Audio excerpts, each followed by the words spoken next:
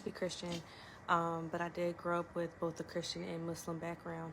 But my chosen religion in the beginning was Christianity. While I was reading the Bible, I just wanted to share like a few of the scriptures that kind of made me go, and turned me towards Islam from the Bible's perspective. There were a lot of things that Jesus would say that would not direct you to him or anything that he was doing, but he would always direct it back to Allah and let you know, like, it's not me, it's Allah that's doing this. Okay, so just bear with me, okay? John 5 verse 30, he said, I can do nothing on my own. As I hear, I judge, and my judgment is just because I seek not my own will, but the will of him who sent me. Who is him? Allah. Who is him? Allah, right? Which already separates the fact that he's letting you know, like, look, it's not my will, but the will of the one who sent me, okay? Directing you back to Allah, back to our Creator. The other part is in Matthew, this was around the time where Jesus was supposed to be crucified. And he says in Matthew 26:39, he says, my Father, if it is possible, may this cup be taken from me, yet not as I will, but as you will. So again, he's also showing, one, that he's showing submission to Allah, and he's prostrating just like how the Muslims pray or whatever, but it's just like that constant redirection, like, not my will as a person, as a human being, as a prophet, but your will, Allah. I love this one as well. This is from Mark 10 verse 18. He says, why do you call me good? No one is good except God alone. Like, there are so many instances where Jesus in the Bible is literally like, yo, like, it's not me, it's God. Like, don't point it towards me, don't call me good. Like, you know, it's not my will, it's Allah's will.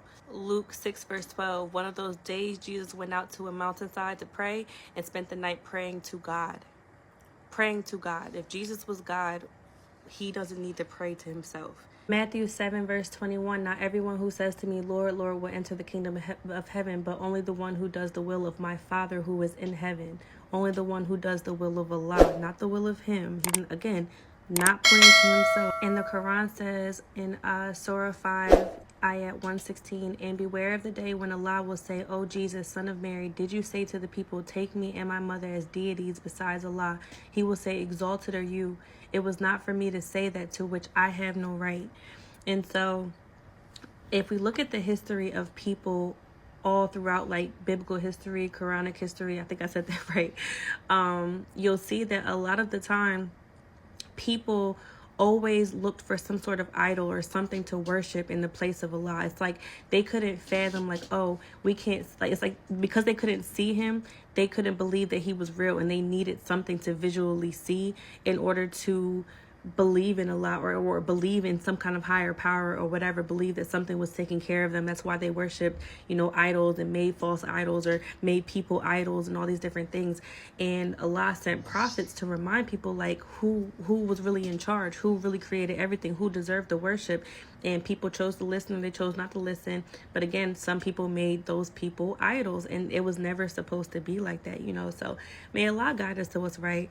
Like I said, those were just some of the verses in the Bible when I was Christian that kind of pushed me in the direction to Islam, and I just wanted to, like, share with y'all. So if you're thinking about taking your shahada, go ahead and say